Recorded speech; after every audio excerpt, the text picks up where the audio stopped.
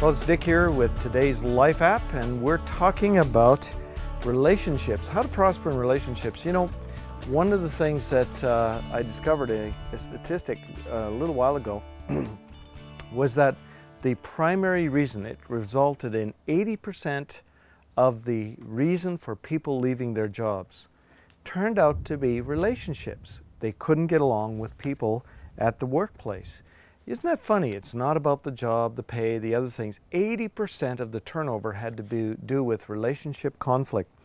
You know, the Bible speaks so much about relationships. It's amazing. But I want to read this from, it's New King James here on my Bible app. And be kind to one another, tender-hearted, forgiving one another, even as God in Christ forgave you. Can you imagine a world or a church where this would happen consistently? It says kind, just kindness. Well, you know, I think as Christians we need to learn how to practice kindness. My goodness, you know, when Joan and I went through our situation 4 years ago, there were people that were so kind. Unfortunately, there were people that were so mean-spirited. And they were Christians, they were leaders. And, you know, I just don't know what to say, except all of us need to take, I guess, a lesson from that and think about this, how we can just learn to be more kind. And then it says tender-hearted. That means just open to that person. Tender-hearted, forgiving one another. You know, that's one thing that I said in a previous Life App a little while ago, that we need to, and I think it was a quote from the Message Bible, mend the fences quickly. We need to just be forgiving and look at resolving our conflicts and patching our differences. Forgiving one another, even as God in Christ forgave you. And you know, that's an important statement. When none of us can say we deserved forgiveness, but God gave it to us. And He not only gave it to us a little bit, He lavished it on us. We have no reason, therefore, to withhold it from anyone else.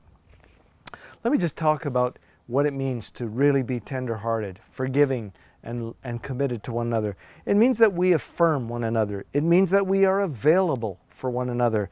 You know, when people call you and say, you know, I'm just going through a tough time, you say, well, let's go for a coffee, or just being available to listen to the phone conversation. It means prayer, praying for one another. Nothing is better in a marriage than hearing a couple pray for each other. It really does bring healing. Transparency. Transparency is into me you see, right? There's that intimacy. It's that you can see what I really am. And honesty.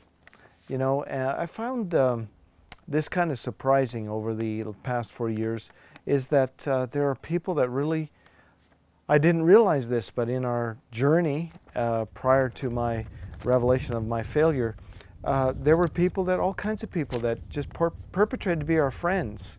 But when the circumstances changed, suddenly we never heard from them again. And I was really surprised. I thought, my, they seemed so close and so loving and endeared to us.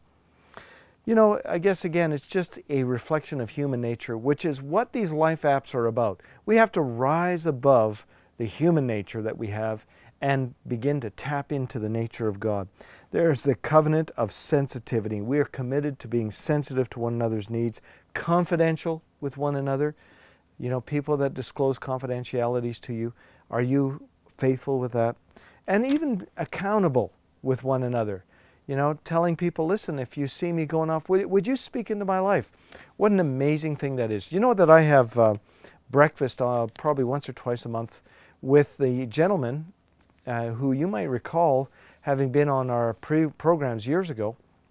His name was Graham Bretherk. He was a pastor. He's also a chartered psychologist.